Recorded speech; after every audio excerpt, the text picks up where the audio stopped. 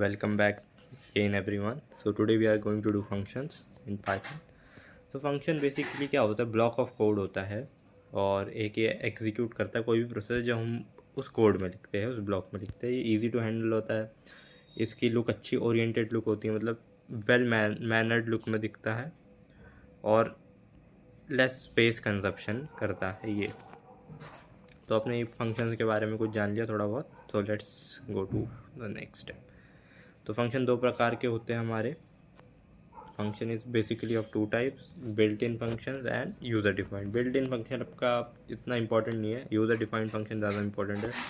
Built in में आपका in, type, print, ID और इनपुट फंक्शन आ जाते हैं. ये पाइथन में रिजर्व्ड होते हैं, ये पाइथन आपको खुद देता है बना के. और जो हमें बनाने होते हैं यूज़र डिफाइंड, वो हम अपने कन्वीनियंस के हिसाब से बनाते हैं. जैसे कि ऐड हमने फंक्शन बना दिया, डिस्प्ले हमने कुछ प्रिंट करना है उसके लिए बना दिया, और ABC हमने किसी भी XYZ काम के लिए बना दिया.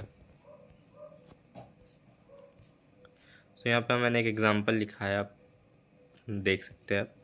मैंने एक फंक्शन बना लिया. आपको पहले डेफ लिखना पड़ेगा हर उसमें, DEF मतलब डिफाइन.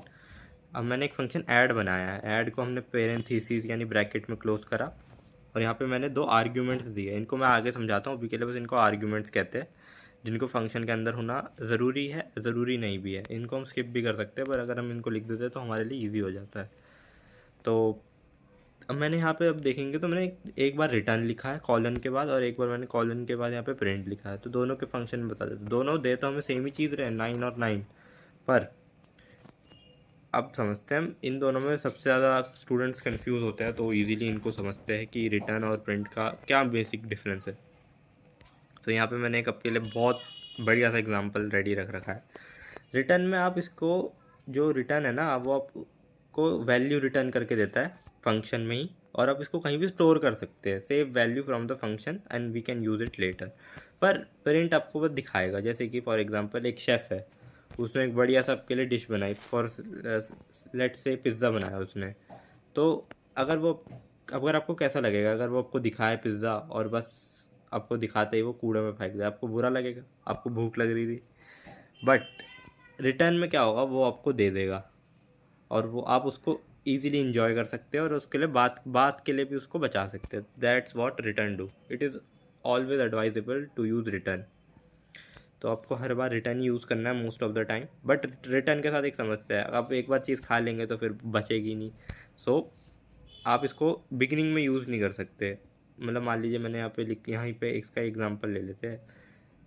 मेरे को यहाँ पे रिटर्न से पहले मैंने लिखा प्रिंट ए. तो मेरे को यहाँ पे क्या दिखता, 9 से पहले मेरे को ये दिख जाता 2 दिखता, फिर 9 दिखता. अगर मैं प्रिंट ए नीचे लिखूँ यहीं पे, तो मेरे को 2 नहीं दिखेगा, क्योंकि रिटर्न आगे के जितने भी कोड है उनको डिलीट कर देता है, प्रिंट नहीं करता. प्रिंट पर यही अच्छी बात है.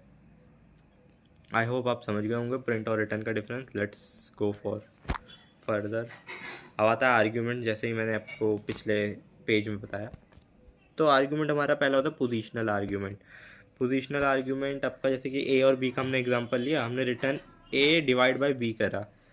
अब मैंने यहाँ पे दो एग्जांपल लिए, मैंने ABC 0 और 1 लिया है और ABC 1 0 लिया है. अब अगर ए में 0 की वैल्यू जाएगी, बी में 1 की जाएगी, तो हमें क्या मिलेगा आउटपुट? बेस हमें 0 मिलेगा, क्योंकि 0 डिवाइड बाय 1 0 होता है. बट अगर हम 1,0 करें तो क्या मिलेगा? Not defined. आपको यहाँ पे 0 डिवीजन एरर मिल जाएगा.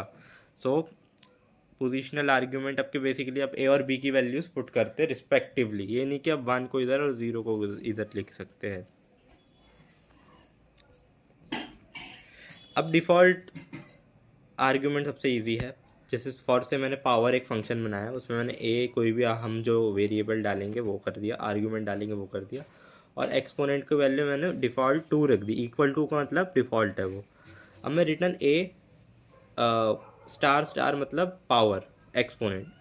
अब मैं अगर 3 पावर में 3 डालूँगा तो मेरे को 9 मिलेगा, क्योंकि 3:पावर 2 9 होता है.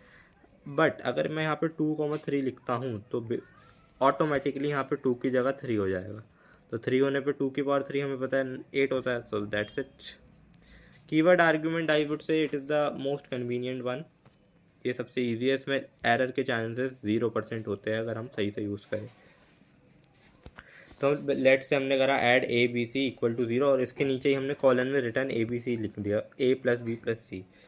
अगर हम ए को स्पेसिफाई कर दे, बी को स्पेसिफाई कर दे, सी को 0 या इसको रहने भी दे क्योंकि सी हमने ऑलरेडी यहाँ पे कर रखा है, तो हमें 2 आंसर मिल जाएगा। That's it. वेरिएबल, वेरिएबल दो प्रकार के होते हैं, ग्लोबल और लोकल। बस आपको इतना याद रखना है, जो भी वेरिएबल आपको बाहर दिखे वो ग्लोबल होता है फंक्शन के, और जो भी अंदर होता है वो। Thanks for watching.